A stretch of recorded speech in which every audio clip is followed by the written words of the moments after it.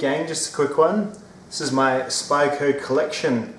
Now there is a cool Australia New Zealand Spyderco Facebook group to join now. If you're in the area, the Australasian area, it's cool to keep tabs on people who have the same kind of interests, and my interests are definitely Spyderco knives. I like them.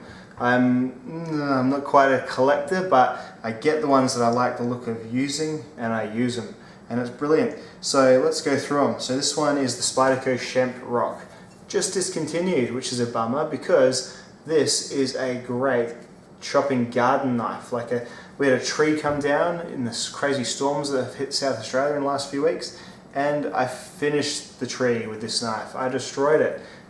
Great for limbing, great for just, you know when you want to stick something in a mulcher and it's just got all these tiny little, it's like a huge bush of a tree branch. You're just good to just run this along, this edge just catches the twigs on the side of the main sort of branch shafts, prunes them right off. Great blade.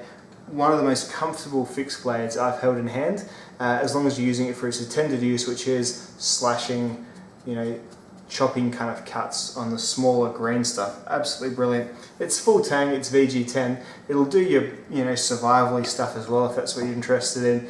Probably not as well as like a Falcon Ibn A1, which is that's a proper hard use kind of survival knife, but still do the job just fine. Next one below it is another sort of super ergonomic knife. Reminds me very much of the Rock actually, kind of just absolute ergonomics in my opinion, at the cost of beauty, because it's a fairly ugly knife, but gee is it good in hand. This is the FRN Lightweight version of the Spyderco Manix 2, and it's got the S110V blade steel. I love that blade steel for EDC knives. I just sharpen it on a work sharp, screw it, just do it. It still gets a hair popping edge on, not like a crazy hair splitting edge, but you know what, if you're actually using your knives, it's all good. Just make sure you don't take the tip off, just put a little bit of duct tape around it. Anyway, I digress. Great pocket clip, great comfortable handle, nice strong lock. You can sort of one-hand this knife. It's not as fun to one-hand as the PM2, but really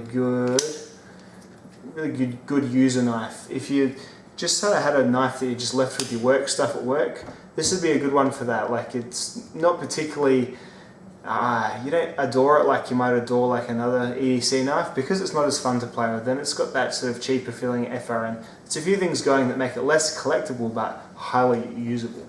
Great knife, the Spyderco Manix 2, lightweight FRN S110V. Speaking of S110V, my paramilitary 2, it's a good one.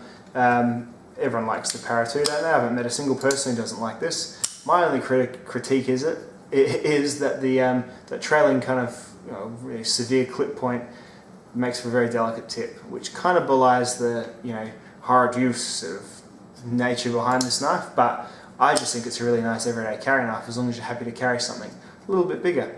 G10 handles, again, that steel is great stuff. This is a super fidgetable knife. It is bloody fantastic. Great slicing, the full flat ground blade. Very little wrong with that knife at all. Could do with a deep carry pocket clip. May source one in the future. I'm going to put a link to that Spyderco group in the description of this video as well.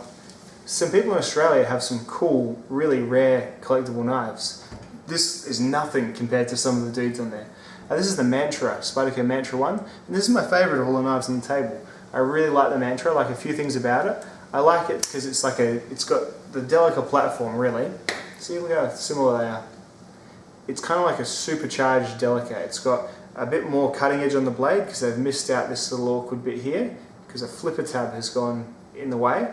So they've extended the blade out a little bit to right at the end of the handle there, which is great. Same core handle design, but then just a little bit longer as well.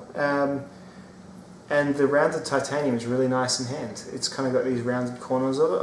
I'm sorry, the slabs, they're still slabs, but just the rounded chamfered edges, really good. It flips well, but not like, it's not like a zero tolerance ball bearing super flipper, but it flips good once you've taken care of it and you've got the knack for it. flips out every time. Once you work it out, you know, you have to work out how to push its buttons. It's got the great wire clip, which is something I wish the Delica would have, not these black painted things. It's a good, potent frame lock, just all in all a win, and I love the M4 steel. Again, really hard to sharpen. I have taken to sharpening my M4 on the workshop, and yeah, it is a, where are we? That's a workshop edge. It shaves all your hair off, that's for sure. Nothing to worry about there. Like, it's you know, yeah, we all love those Apostle P edges, but do we really have time to do that? I just run it on the super mild workshop belts for about 10 paces each. Seems to bring it back to that without any worries. Just got to remember to put some WD-40 or some oil or something on it every now and then. Otherwise it starts to develop a bit of a patina, or conversely force a patina, and you'll be fine as well. And this is the Spyderco Delica. This is pretty much quintessential Spyderco. This is the paramilitary tool. I'd argue probably the most Spydercos. This is the Zome green one. I think it's a really cool looking green. I like that it's kind of army-ish looking, but then it doesn't look like, you know, it's not, I think it's because it's classic olive drab green. That's the thing, that's what I couldn't put my finger on. It's like olive drab green rather than like, I guess, because what is it, army stuff in the last 15 years has all been deserty because all of our wars have been in desert places. So all the camos are in that digicam desert kind of shades of yellow and brown, and it's like an old-fashioned sort of camo. I don't know, interesting, funny. Back in the good old days where we had wars in forests and not wars in sand dunes, eh? Yeah. Alright, well that is the Spyderco collection to this point, and I think they're all winners, and I love all of them, and I can't see myself really parting with any of them. The Shemprock's a bit expensive, so if I ever was going to part with something, it'd probably that, just to get some cash up, especially now it's discontinued. A couple of years time, people might actually want these, who knows? Alright dudes, thanks for watching, I'll see you next vid, bye.